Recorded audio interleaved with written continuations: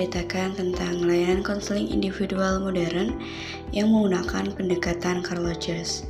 Dalam video ini menceritakan tentang salah satu siswi yang mempunyai permasalahan kecemasan dalam menghadapi ujian matematika, di mana dia tidak dapat menemukan solusi atas permasalahan tersebut dan akhirnya menemui guru BK atau konselor sekolah guna mengentaskan atau mencari solusi atas permasalahan tersebut. Ya Mbak, silakan masuk. Ya, mari silakan masuk. Ya, duduk. Ayo Mbak, silakan duduk. Mari terima kasih. Bagaimana, sudah nyaman? Ya, sudah Bu.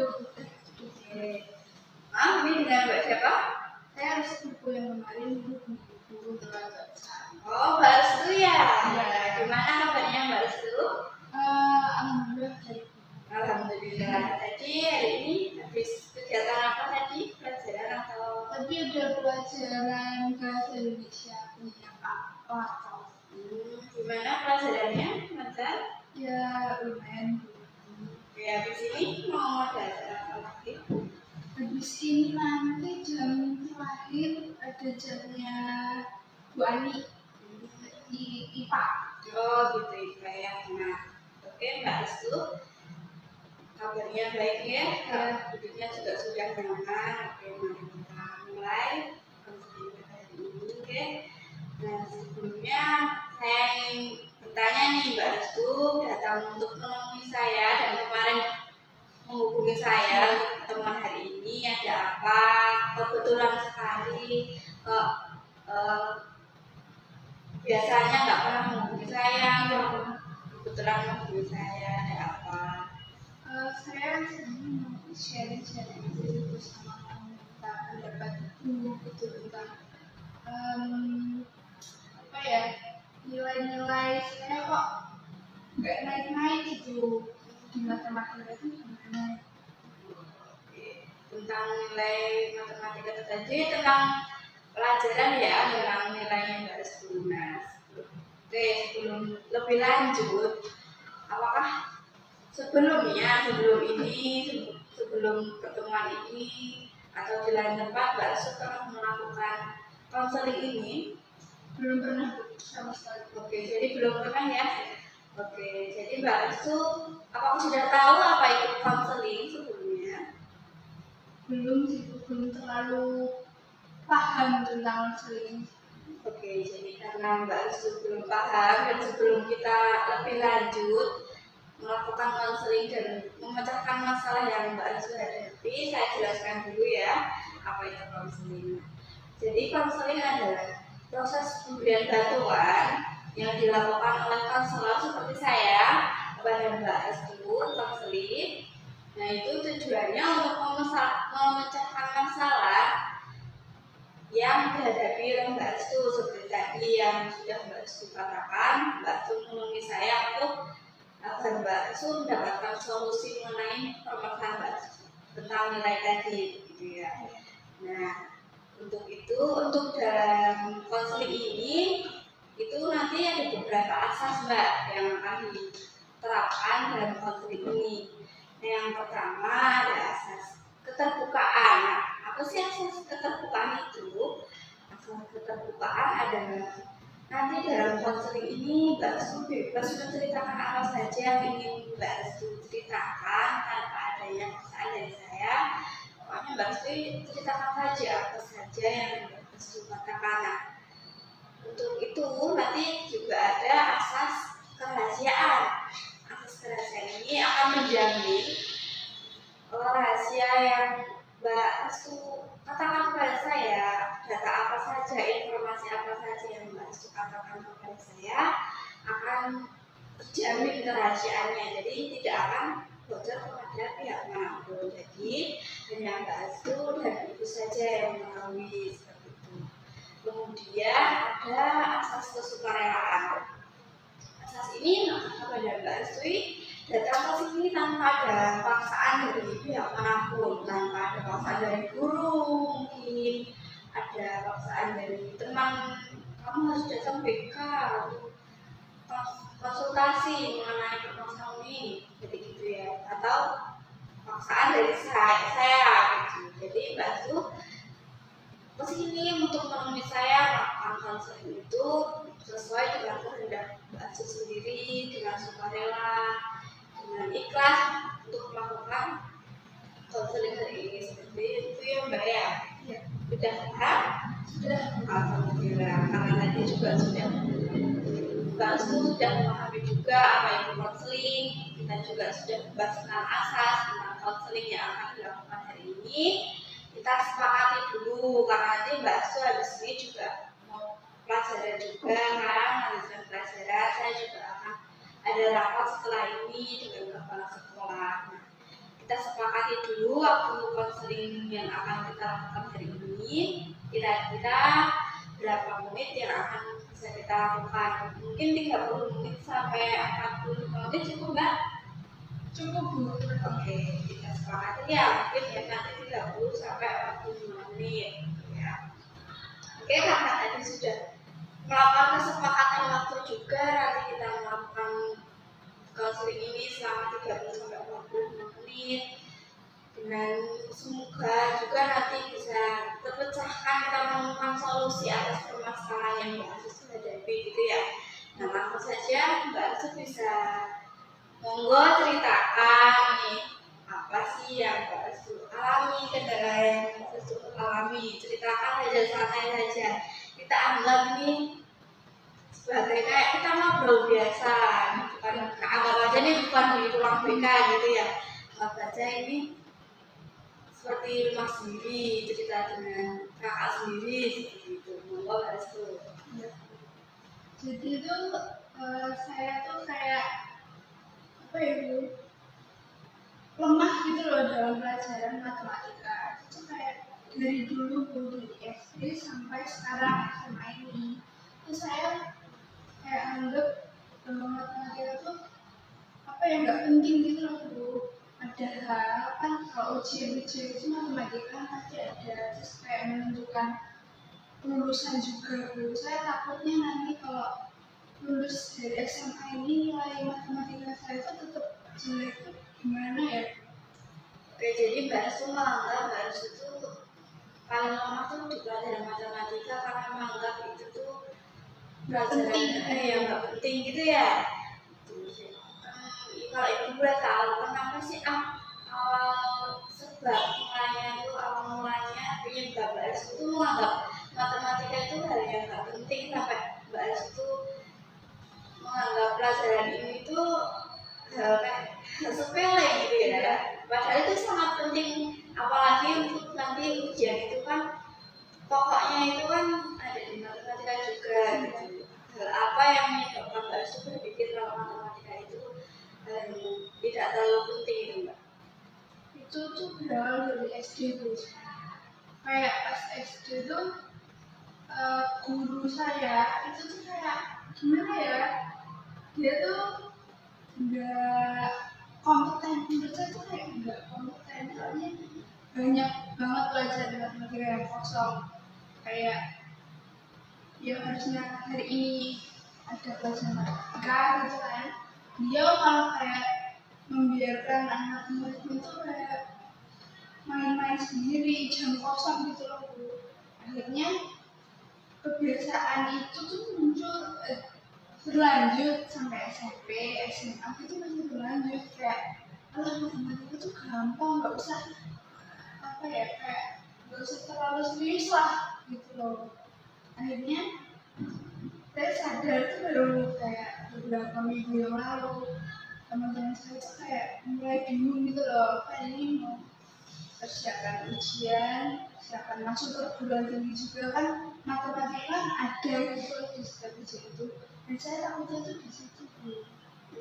Jadi Mbak Su itu awal mulanya menganggap matematika nggak penting itu karena dulu waktu SD ya pernah gurunya itu, karena dari pihak gurunya juga kurang memberikan pelajaran yang seharusnya diberikan gitu. Jadi Mbak Su menganggap matematika itu hal yang kurang penting, pelajaran yang kurang penting gitu. Jadi Mbak Su juga kurang menyukai matematika karena sering tidak diajar gitu ya, sering kosong ya sering kosong gitu ya.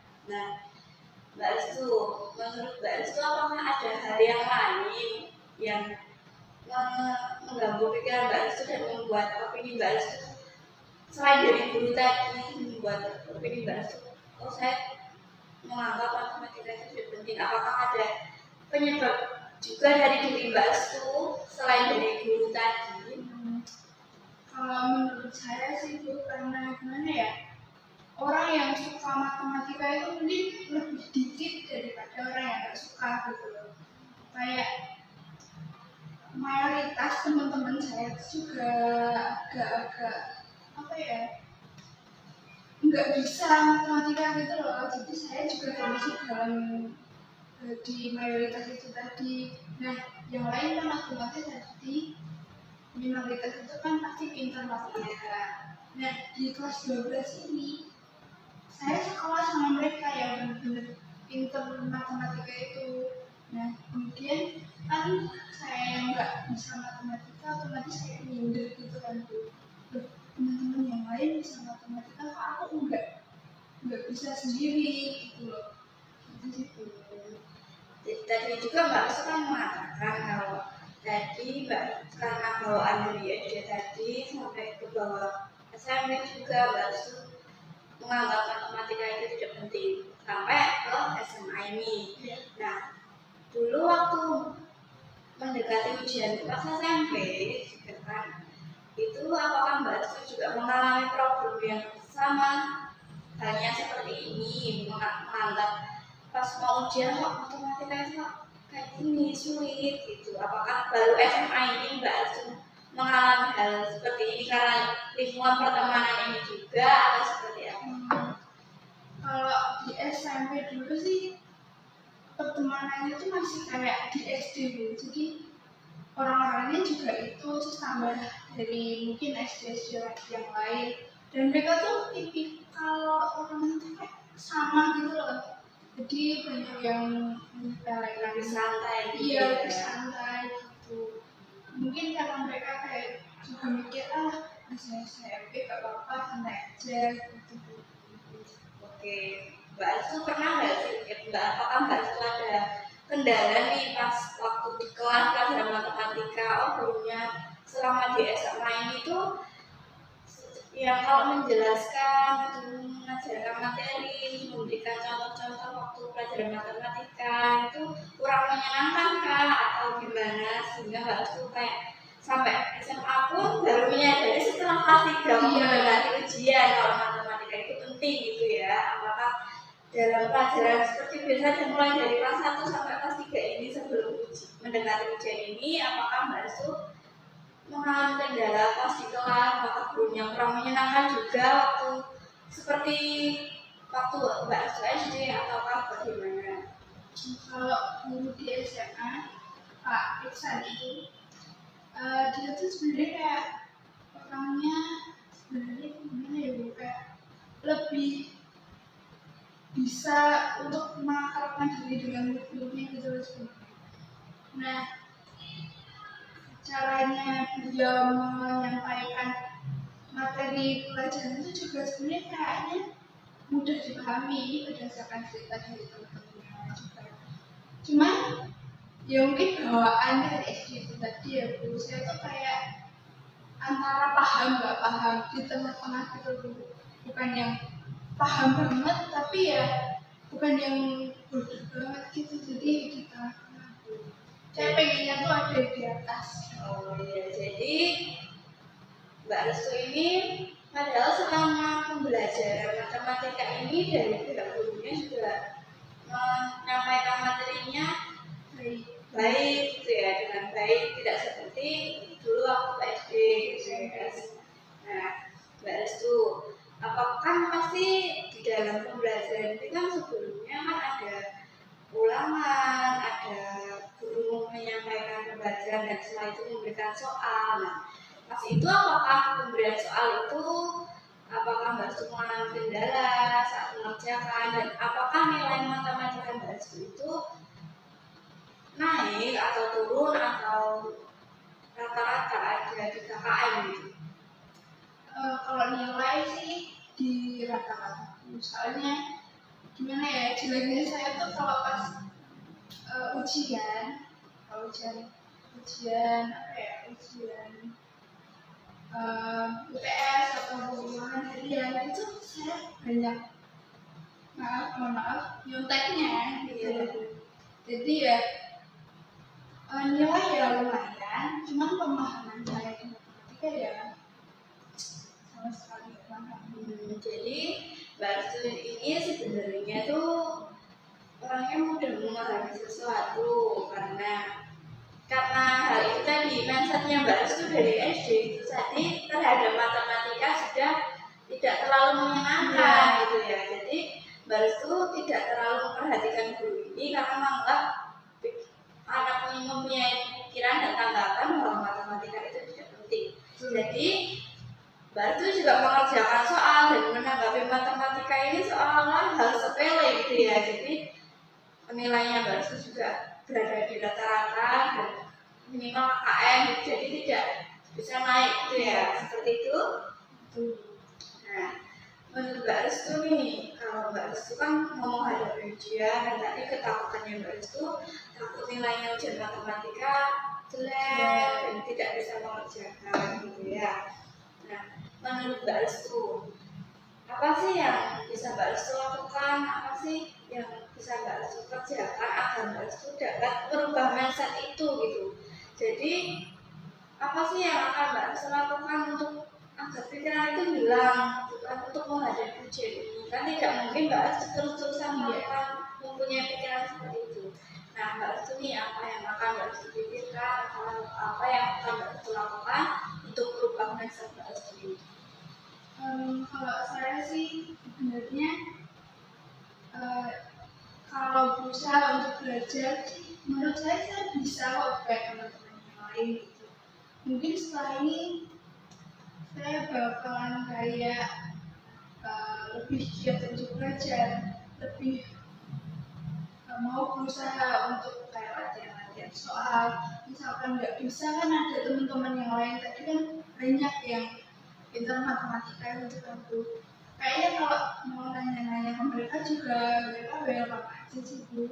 Mungkin terus kalau bisa ya saya lebih aktif di kelas mendengarkan guru saat beliau memberikan pelajaran, itu saya aktif bertanya gitu kan, itu kayak menambah wawasan kita gitu Bu. Saya pengen sih gitu Bu, saya pengen berusaha untuk mengubah cara pandang saya terhadap matematika itu. Nah, oke, bagus. Untuk pola pemikiran Mbak Restu tadi sudah bagus, rencana apa yang ingin Mbak Restu lakukan tadi sudah bagus. Mbak Restu tadi ingin melatih lebih banyak soal-soal, terus bertanya kepada teman, seperti itu ya. Nah, saya ingin menambah juga nih, selain hal yang Mbak Restu sebutkan tadi, menurut saya untuk merubah mindset pikiran Mbak Restu terhadap matematika, Mbak Restu juga harus merubah pikiran bahwa matematika itu tidak penting. Jadi Mbak Restu harus merubah pikiran bahwa matematika itu adalah hal yang menyenangkan. Jadi tidak berupa angka terus, harus menghitung terus, itu tidak. Jadi matematika kan ada juga bisa lewat permainan, seperti itu kan di YouTube juga banyak yang ya. Nanti Mbak Restu bisa belajar lewat YouTube, cara belajar matematika yang menyenangkan itu seperti apa, terus cara belajar matematika yang mudah itu dengan rumus-rumus yang cepat itu bagaimana. Jadi nanti maksudnya Mbak Restu matematika itu ternyata penting loh. Matematika ternyata dibutuhkan untuk jangka waktu yang panjang, untuk nanti kalau menghadapi ujian, terus setelah Mbak Restu lulus pasti juga dalam kehidupan ini tidak dapat menghindar dari matematika gitu ya. Mbak Restu harus berpikir sampai sana. Jadi bukan hanya pas digunakan masuk kelas saja, tapi juga digunakan nanti kalau Mbak Restu lulus di kerjaan, juga bisa digunakan di kehidupan sehari-hari. Terus nanti kalau Mbak Restu melanjutkan kuliah itu tetap matematika itu tetap pasti ada gitu ya. Jadi Mbak Restu selain harus banyak belajar, banyak melatih soal-soal, itu juga harus benar-benar merubah pola pikir Mbak Astu, mindset Mbak Astu harus benar-benar berubah. Kayak matematika itu yang awalnya menurut Mbak Astu nggak penting itu harus dirubah menjadi hal yang menyenangkan dan emang hal yang penting yang harus dipegang Mbak Astu, dipelajari Mbak Astu seperti itu. Nah, menurut Mbak Astu ini saya tanya ya, apakah Mbak Astu nanti kira-kira nih selama Mbak Astu akan melakukan rencana tadi, belajar soal, terus bertanya kepada teman-teman gitu ya. Jadi apakah nanti kira-kira ada kendala atau ada suatu hal hambatan yang akan mengganggu Mbak Astu dalam menjalani rencana Mbak Astu tadi? Mungkin ada ya Bu, karena memang di SD sampai kelas ya itu kelas 11 lah, itu kan saya masih menganggap tentang matematika itu sepele. Nah, untuk peralihan ke kelas 12 ini kan saya baru mulai berusaha untuk beradaptasi. Nah, mungkin cara beradaptasinya itu masih agak-agak susah ya Bu. Terus kayak melatih fokus juga itu kan masih agak-agak sulit menurut saya di situ sih. Jadi kendalanya kayak ya beradaptasi dari kebiasaan lama ke kebiasaan baru gitu ya. Nah, biasanya nih Mbak Astu kan pasti beradaptasi itu bukan hanya perihal tentang ini saja, gitu, tentang masalah ini saja. Sebelumnya Mbak Astu juga pernah mengalami kendala adaptasi mungkin di lingkungan baru juga gitu. Nah, mungkin bagaimana nih cara Mbak Astu biasanya mengendalikan diri agar bisa dapat mudah beradaptasi dengan hal baru gitu. Mungkin bisa diterapkan di nah, gimana caranya? Kalau kebetulan dulu saya pernah pindah rumah gitu ya Bu. Cara saya beradaptasi itu dengan kayak menata kebiasaan-kebiasaan itu mulai dari hal-hal yang kecil kayak misalkan dari rumah lama ke rumah baru itu kan pasti ada kebiasaan kayak airnya ataupun udaranya itu kan dari hal-hal yang sepele gitu sih Bu. Kemudian kalau untuk di matematika mungkin saya akan berusaha untuk mulai itu tadi mengenal atau mengubah mindset saya tadi untuk kayak menganggap bahwa matematika itu adalah hal yang menyenangkan.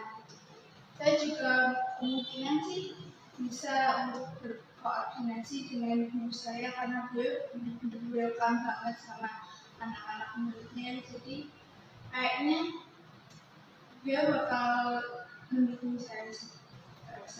Iya, betul sekali tadi pemikiran Mbak Astu juga. Tadi Mbak Astu sudah menemukan berbagai macam pemecahan masalah ya, solusi dari masalah Mbak Astu sudah terbuka nih pemikirannya, sudah menemukan solusi juga dari tadi dari Mbak Astu mungkin masih memikirkan matematika itu hal yang tidak penting, sampai Mbak Astu ingin merubah pola pikir Mbak Astu, ingin berubah tingkah laku Mbak Astu tentang matematika ini menjadi hal yang lebih positif, menyenangkan untuk kebaikan Mbak Astu ke depannya, untuk menghadapi ujian, untuk menghadapi kehidupan yang selanjutnya, gitu ya. Nah, Mbak Astu tadi juga menurut saya sudah bagus, menemukan solusinya sudah tepat, dan Mbak Astu juga sudah menemukan solusi dari kemungkinan-kemungkinan yang akan terjadi ketika Mbak Astu mengalami hambatan atau kendala saat melakukan rencana Mbak Astu tadi, gitu ya. Nah, apakah ada hal yang lain yang ingin disampaikan lagi mengenai matematika? Mungkin Bu, kayaknya menurut Ibu pendapat Ibu gimana ya? Gitu. Apakah Mbak Astu ingin bertanya kepada saya pendapat saya seperti apa, atau Mbak Astu ingin menyampaikan lebih dalam lagi mengenai kendala Mbak Astu mengenai kendala matematika ini atau seperti apa? Kayaknya sih cukup ya Bu. Mungkin nanti ada, kalau saya merasa masih kesulitan nanti saya bisa minta tolong ke Ibu Sinta lagi gitu. Oke. Nah, karena Mbak Uci tadi sudah menyampaikan semua ya, dan saya ingin kalau boleh nih, kalau didengar Mbak Uci pasti mendengarkan ya. Iya. Itu saya ingin menyampaikan sedikit saran. Mbak Uci, karena matematika ini menurut saya, menurut penelitian saya itu kayak matematika itu sebagian besar itu dianggap hal yang sangat kayak berat gitu ya bagi siswa-siswa itu, sangat matematika janganlah gitu.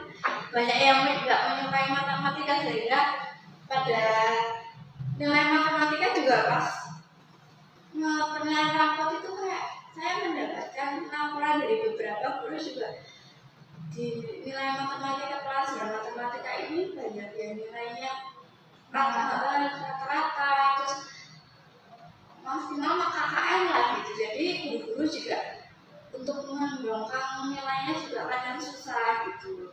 Nah, menurut saya Mbak Astu itu harus, selain harus tadi banyak soal banyak mengerjakan latihan soal gitu, terus harus mengubah mindset, itu juga harus melakukan sedikit hiburan gitu buat diri Mbak Astu. Jadi nanti kalau mengerjakan matematika terlalu serius Mbak Astu juga diselami gitu.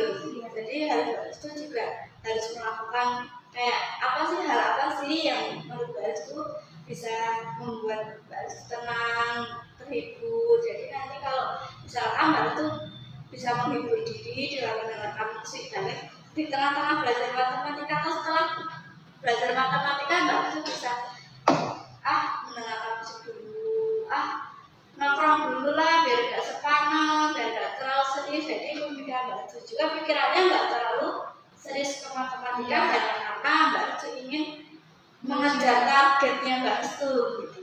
Nah, mungkin itu nanti bisa Mbak Astu lakukan begitu ya.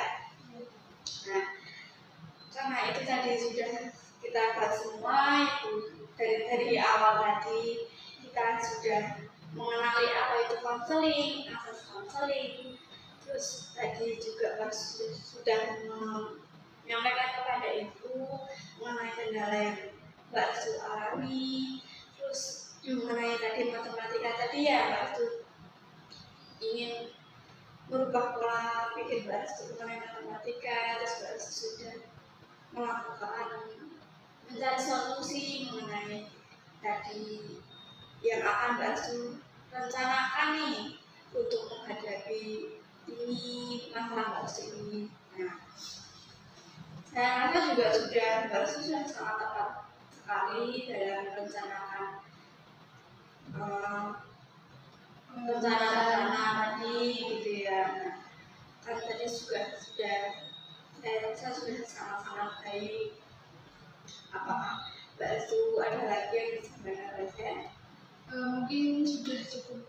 Oke, nah Mbak Astu, karena tadi kita sudah melakukan semuanya, menurut saya sudah cukup ya.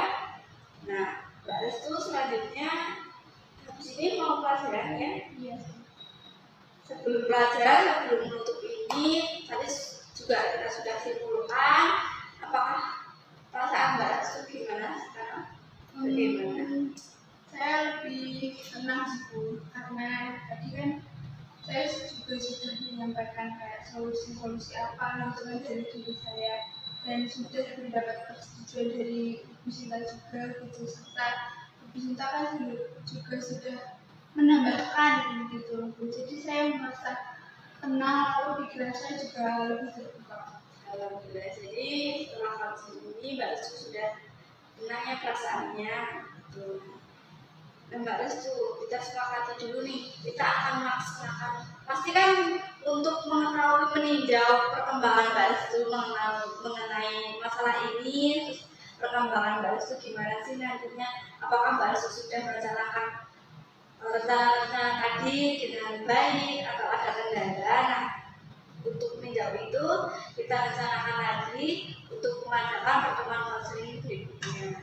Nah, untuk kapannya nanti kita bisa rencanakan kembali, bisa obrolan kembali kapannya akan kita mulai konseling.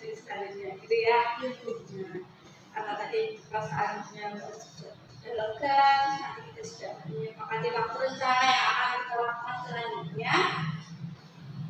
Sudah cukup ya konseling pada hari ini.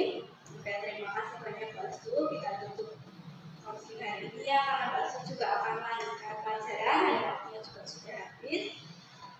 Saya juga akan melanjutkan nanti rapat. Kita tutup. Mungkin Mbak Su bisa meninggalkan ruangan ya. Terima kasih banyak Bu. Iya, semangat ya. Mari Bu.